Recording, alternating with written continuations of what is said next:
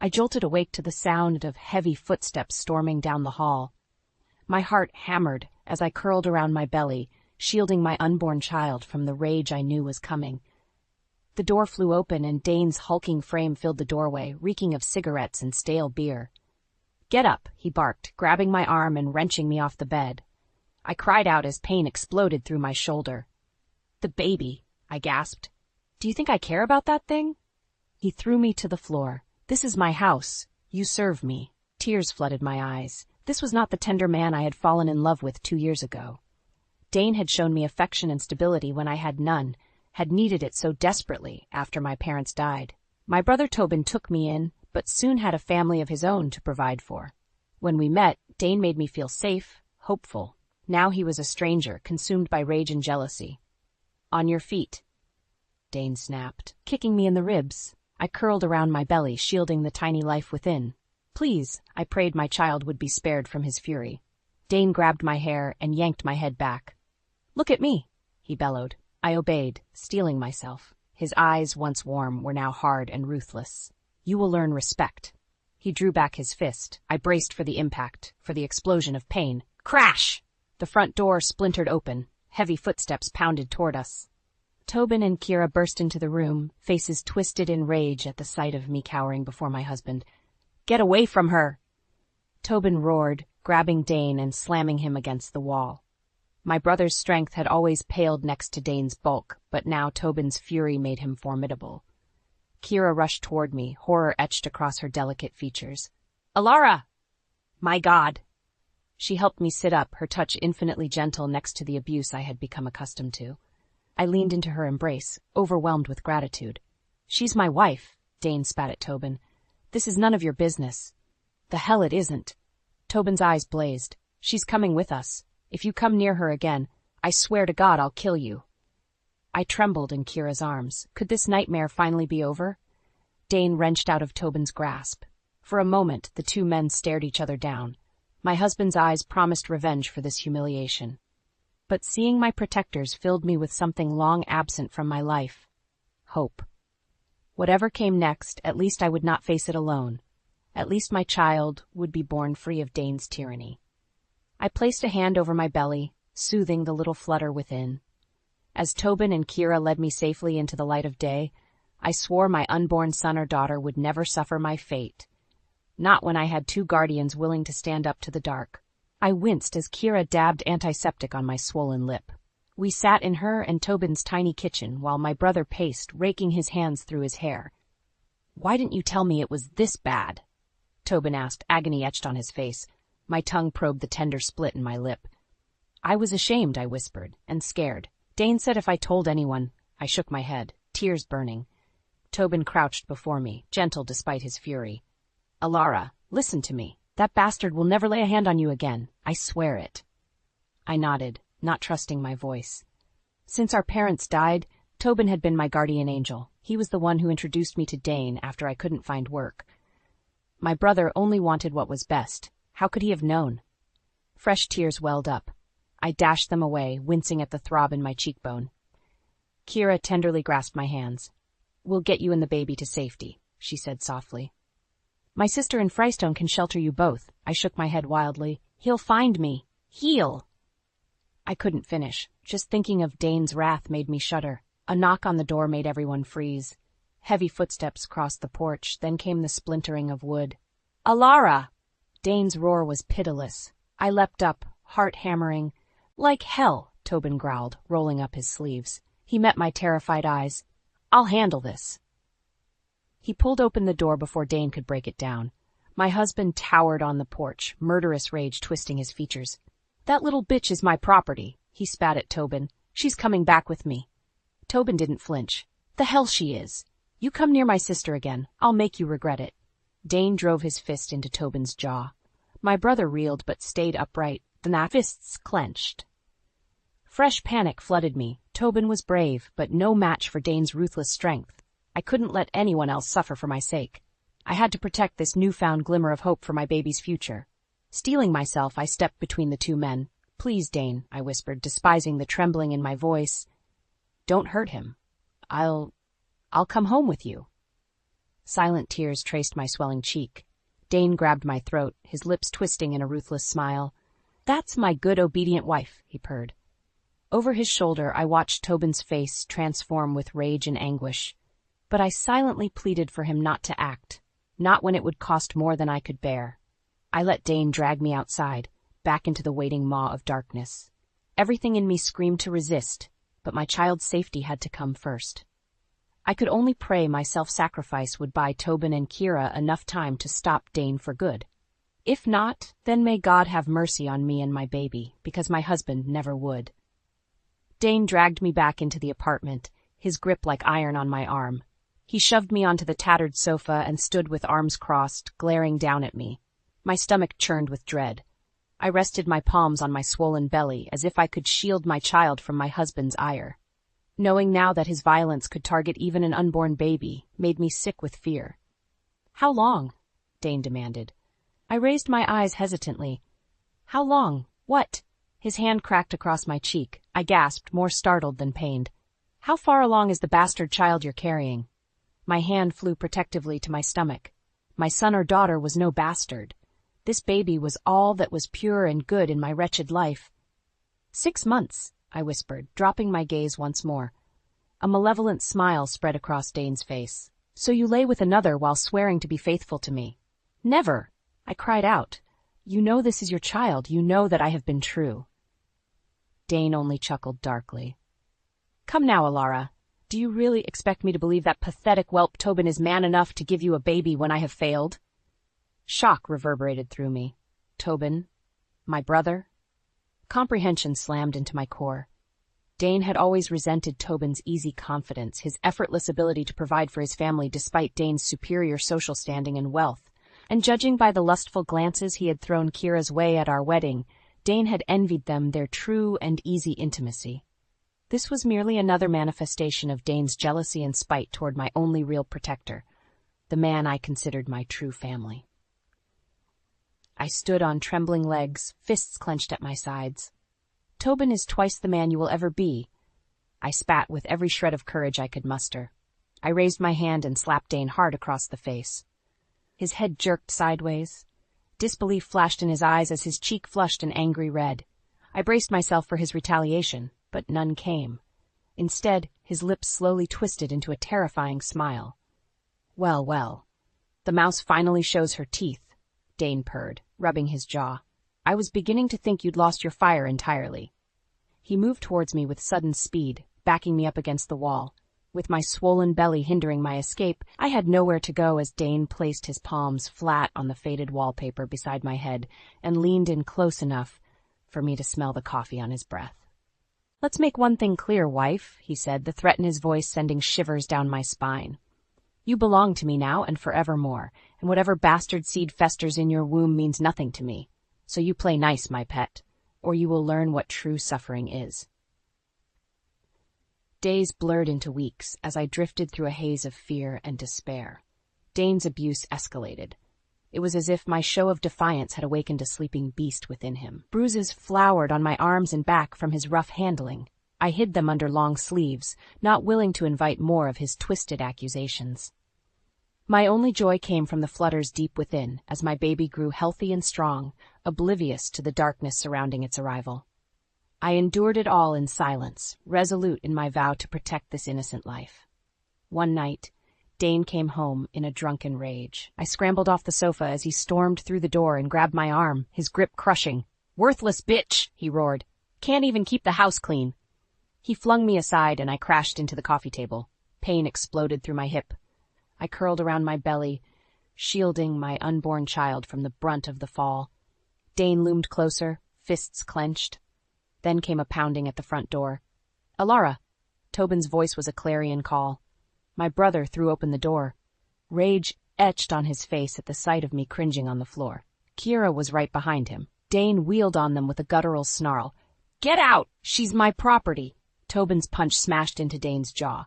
My husband reeled backwards, shock and fury twisting his expression. Tobin grabbed his shirt and slammed him against the wall. "She is my sister!" Each word was punctuated by the impact of Tobin's fist against Dane's face. My brother was slender compared to Dane's bulk, but rage made him formidable. Kira rushed to my side, collapsing beside me. Her hand gently grasped mine.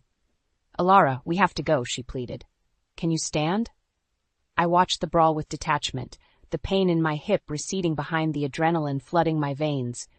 Tobin was buying us time. This was our chance. With Kira's help, I struggled to my feet, one hand supporting my heavy belly. She wrapped her arm around my waist and led me towards sweet freedom, where her car waited by the curb.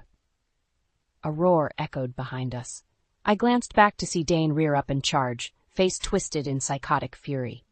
Before I could scream a warning, he slammed into Tobin's side, driving them both to the floor. "No!" I shrieked. Terror crested and broke as I watched Dane's fists rise and fall, pummeling Tobin where he lay defenseless. Kira and I surged back into the apartment. She grabbed Dane's discarded whiskey bottle and swung with all her might. Glass shattered against his skull and he collapsed sideways with a guttural groan. In the echoing silence, Tobin struggled to rise. Welts and blood masked his gentle features, but his voice was firm as he grasped my shoulder. "It's over, Alara. You're safe now." As we left Dane's broken form behind, I knew my brother spoke the truth. We had weathered the darkness and emerged into dawn's hopeful light. The long road to healing stretched before me, but with Tobin and Kira beside me, I feared nothing, not anymore. Kira pressed a mug of steaming tea into my trembling hands. I sat on their sagging sofa, wrapped in a blanket, still struggling to process the night's events. My brother's face was purpled with bruises, but the set of his jaw was resolute. "Dane will come after us when he wakes," I whispered. Tobin crouched before me, his blue eyes, so like our father's, gentle but determined. "He won't get near you again. I let him fool me once. It won't happen twice." The weight of all they had sacrificed for my sake threatened to crush me. "You can't know that," I pleaded. "You don't know what he's capable of." Kira squeezed my shoulder. "Whatever comes, we'll face together." A pounding on the front door made me jolt, sloshing hot liquid over my shaking hands. Tobin spun, placing himself between me and the sound. Kira's hand slipped into her skirt pocket, fingers wrapping around what I knew to be a compact pistol. The pounding came again, more insistent. Tobin wrenched the door open, muscles coiled to attack, then went rigid with shock. I peered around him to see Dane slumped on the porch, face swollen and stained with blood and dirt. One eye was sealed shut by bruising, and his right arm hung at an odd angle. But somehow he smiled through split and swollen lips when he saw me cringing behind my brother. "Alara," he rasped, digging his heels in as if to stand. "You're my wife." Tobin shoved him back down with one hand. "Like hell she is. How did you find us?" Dane coughed, then spit a wad of blood onto the weathered boards. "Wasn't hard," he grunted. "I'm an old friend of the family, after all." Confusion knifed through me. I clutched Tobin's shoulder with my free hand, my stomach roiling as dread crept up my spine. What is he talking about? Tobin's shoulders curled inward, like a weight was settling over him. He turned and grasped my hands with gentle urgency. "Alara, there's something I need to tell you, something I should have told you long ago." He guided me back inside, nodding for Kira to watch Dane. Then he sat me on the sofa and crouched before me again, regret and anguish chasing each other across his face. "I've known Dane far longer than you have, little sister. We were childhood friends. Practically brothers." Tobin's voice dropped to a pained whisper. I never dreamed he was capable of such darkness, that he would turn the affection I once felt into this madness. The shattered pieces of my reality cut fresh wounds across my soul. I stared at my brother through a film of tears, my voice barely a tremulous breath. "How could you bring this monster into our family?" Tobin grasped my hands, his skin rough and so achingly familiar. "I swear to you, Alara, I will spend my life making amends." Behind him, Kira stepped onto the porch, pistol raised. My brother's eyes hardened with ruthless purpose. "But first, we end this." I winced as Kira examined the dark bruises wringing my throat. Her green eyes blazed with fury, but her voice was gentle. "Alara, why protect him?" she asked. I turned my face away, ashamed. It had been 1 month since our escape from Dane. 1 month since I had collapsed sobbing in Kira's arms after Tobin revealed their history with my tormentor, the man I had once hoped to call husband. Tobin wanted to end Dane permanently, but I convinced him not to tarnish his soul for my sake. So Dane rotted in prison while we pieced together the fragments of our lives. But yesterday Dane had cornered me on the courthouse steps, public and bold as you please. His parole hearing was scheduled despite my testimony. His eyes promised revenge even as they drank in my face. When his hands closed around my throat, relishing my pulse, none intervened until I sank into darkness.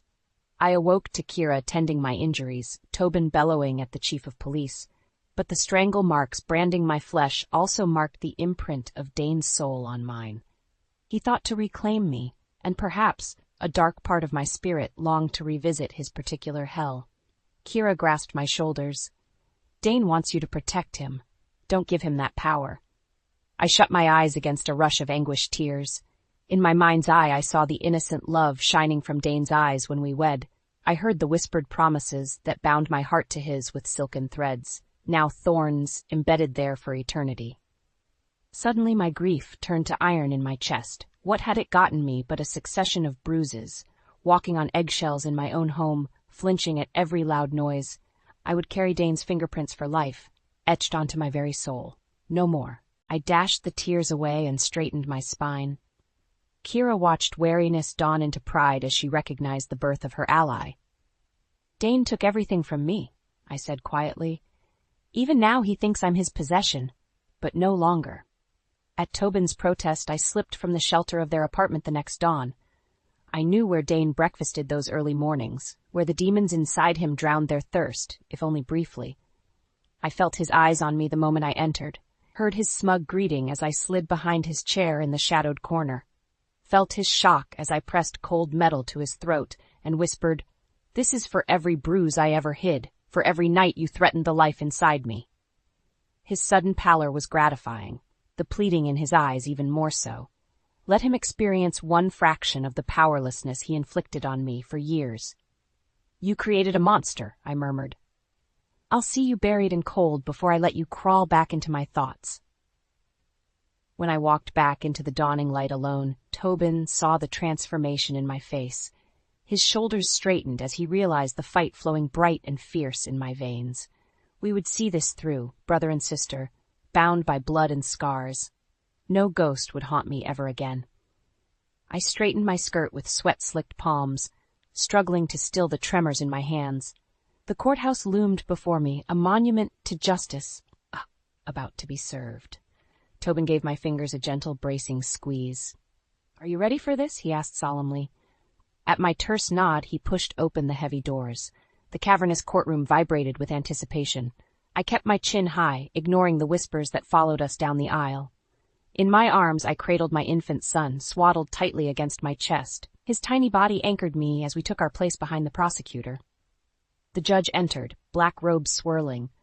The room rose respectfully. As we sat, the doors behind the bench flew open. 2 officers led Dane in handcuffs to the defendant's table. His glare seared me the moment he entered. I forced myself to meet it steadily, cradling my son closer. Dane's eyes dropped to the bundle in my arms, upper lip curling in a sneer. Then he turned away, leaning casually back in his chair to survey the audience with an air of bored indifference. My testimony was brutal in its honesty.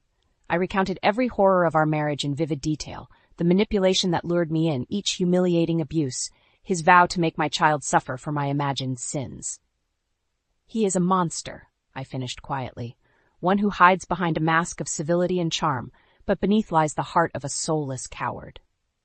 Dane merely examined his nails, but the tightening of his jaw revealed my words had hit their mark. Exhibit by exhibit, we built the irrefutable case against my husband. Hospital records showed old injuries consistent with abuse.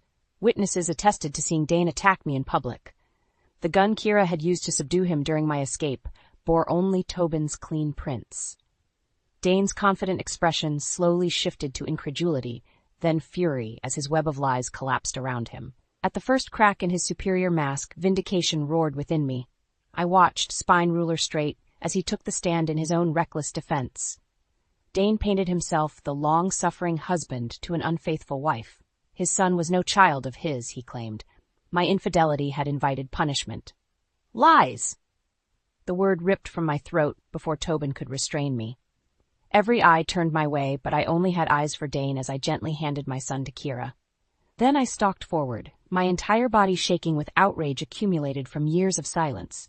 "You dare stand there and besmirch what you have brutalized?" My voice echoed off the arched ceilings. "The only falsehoods spoken here are falling from your forked tongue." I spun to appeal to the stony-faced jurors. What is the word of a pregnant woman, one who has only shown compassion her entire life, against that of a proven violent offender, of a man whose charm and standing make his threat all the more sinister? My words dropped into absolute silence, but for my son's soft gurgle. I walked back to Kira, gentling my tone as I lifted the baby to my cheek. "The only innocence in this room lies in my arms, gentlemen. I implore you, do not let it be corrupted by the poison of this serpent." The foreman's eyes shone bright. Behind him, Dane sank into his seat, recognition of his defeat breaking across his face at last. I blinked against the brilliant sunlight, pausing at the foot of the courthouse steps. Tobin and Kira flanked me like patient sentinels while I adjusted the strap of the baby carrier across my chest. My son burbled happily, his tiny hand curled around my finger. The click of a lighter made me glance over. Across the street, half hidden by a copse of trees, Dane lifted the dancing flame to the cigarette between his lips. His eyes locked with mine over the sparking light, flat and cold in his expressionless face. He took a long, slow drag, wreathed by tendrils of smoke that faded on the breeze between us. There was no menace in that penetrating stare today, only grudging acceptance that his empire of lies had fallen at last. I gazed back levelly, seeing the man before me with new clarity. Just a sad, bitter soul who knew no other way to live except by extinguishing the light of others. Well, no longer. The small flame of innocence in my arms would grow into a bonfire of joy and self-worth that no one could ever dampen. I would make certain of it. I blinked and Dane was gone, leaving only the lingering acrid scent of tobacco hanging beneath the trees. Tobin's hand gripped my shoulder. "It's time to put the ghost to rest, Alara," he said gently. His eyes sought mine, bright with purpose. "I think it's time we went home." I let the words settle comfortingly around my heart as Tobin led us to the car where Kira waited. Home. A safe harbor I had not known in years, save for the shelter of my guardians through the storm. But as we navigated out of the bustling city into gentle hills mantled in emerald, my breath caught at the sight of home emerging through the dappled light. The cottage was just as I remembered. Whitewashed walls festooned with vines and brilliant flowers, wide windows welcoming golden sunlight to kiss the polished wood floors within. It was the only real home I had known since our parents' deaths. Tobin had given up the property to follow his career in the city, had built his new life tethered in chains to Dane without even knowing. Now we had come full circle to mend and forge fresh bonds on beloved soil. I crossed the threshold into crisp, sweet air, redolent of fresh bread and dried lavender. Vases overflowed with flowers from Tobin and Kira's garden. I stroked their velvety petals, overwhelmed with gratitude for their silent reassurance that beauty could bloom in even the most scorched earth. My son's new nursery shone with honeyed light, awaiting us to build new memories within its walls. And through the windows I could glimpse the sun-drenched hill where Mama, Papa, and I once picnicked among the riotous wildflowers, where Papa had held my tiny hands as I took my first graceful steps into the world. I would walk there with my son when he was old enough, would cradle Papa's gentle wisdom and Mama's courage imprinted on my heart to share with my beautiful boy. He would never walk alone. I would battle any monster plaguing his little mind or darkening the horizon before I allowed it to haunt him, as I had been haunted. As I stood watching my son sleep, his tiny chest rising and falling in blissful peace, Tobin appeared silently beside me. Without turning, I slipped my hand into his larger one with a contented sigh. The ghosts were fading now with the breaking dawn, stripped of their power at last. My battle was won. But the war wages on, as long as light remains to fight the encroaching dark. I rested my head on Tobin's shoulder, floating on a sea of calm I had never expected to feel again. But with family surrounding me and nourishing the seeds of myself I had feared lost forever, I could weather any storm yet to come. My second chance, our second chance together, had only just begun.